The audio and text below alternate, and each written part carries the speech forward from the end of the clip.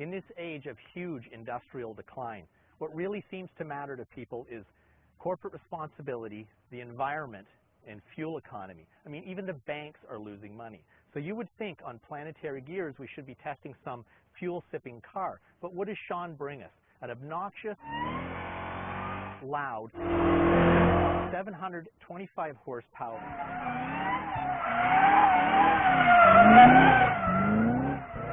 Shelby Supersnake. Exactly. The reason why you need a car like this in times like these is because you need that raw power and fury, something to go out and have fun with, and that's not overcompensated with by electronics. You learn to drive this or you die trying. Well, I'll drive, you die trying. Why, did you get permission from your girlfriend? One of the things about the Supersnake is it's a very in-your-face car too. You know, in addition to the aftermarket Shelby hood that has the big cold air induction on it, you've got the side scoops, you've got the quarter window scoops, you've got the front splitter, as well as some tasteful graphics on the outside. But everybody knows that this is a very muscular Mustang. It says it with the styling on the outside. You know, the 20-inch wheels, the big tires. There's just a whole look to this vehicle that says, don't mess with me, I'm a serious piece of equipment. You know, the fact that they can extract another 225 horsepower on top of the already prodigious amount of 500 horsepower available on the stock Shelby GT500 speaks to how strong the power plant the Ford engineers designed. You know, the 5.4 4-valve engine capable of taking another 50% increase in power without making substantive changes inside the engine. That's basically unheard of in the automotive aftermarket. Same thing with the transmission. You know, this is a Tremec 60/60 6-speed transmission with a twin disc clutch. It's got triple double synchros, triple on first and second, and double on third through sixth gears. So it's more than capable of handling the increase in torque, which is substantial. This engine makes more than 640 foot-pounds of torque now, and it starts at a relatively low 2,700 RPM. The 373 axle ratio is perfect flexibility for around town and on the highway.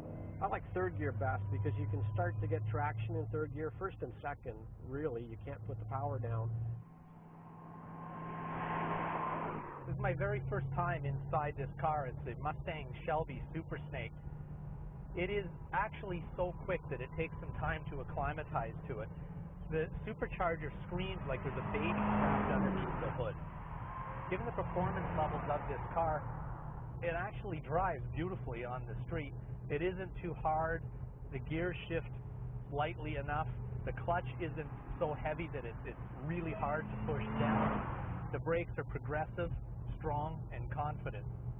You could go on a long drive in this car, no problem at all. But then when it's time to turn it up, take it to the track, 725 horsepower. The traction control feature, well, it has one, but it's not the greatest one out there.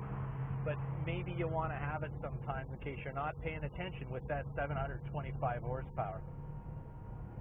There is no stability control in the car, so you are the stability control. You have to pay attention. The car really is too fast for the street. The brakes are incredibly strong. The grip is very, very high. You could easily get into trouble on the street in this car. You have to watch yourself at all times. So what we do, we want to have fun. We take it out to the track. On the track, this car's a lot of fun once the tires get warmed up a little bit. I'm using about 1 gear higher than I would think would be appropriate, but that's just so that the kick-in torque, the tires going off the corner. Power, of course, is amazing. And the suspension works really nicely. And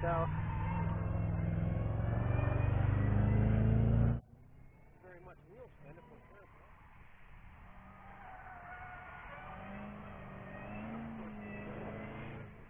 There is nothing more visceral than the noise this car makes, that's for sure.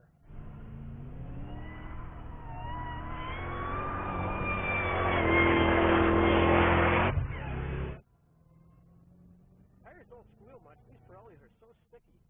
They really just grip, and when they do slide, they're not making a lot of noise.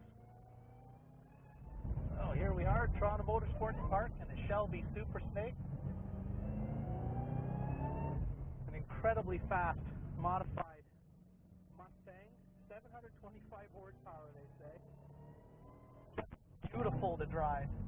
Beautiful controlled oversteer. Throttle-induced oversteer. Tires aren't noisy. So linear and progressive. Comes off corners just like a bloody rocket ship.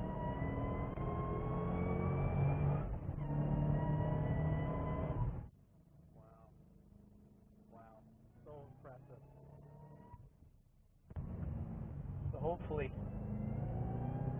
Dave, our production guy, has some tape to use.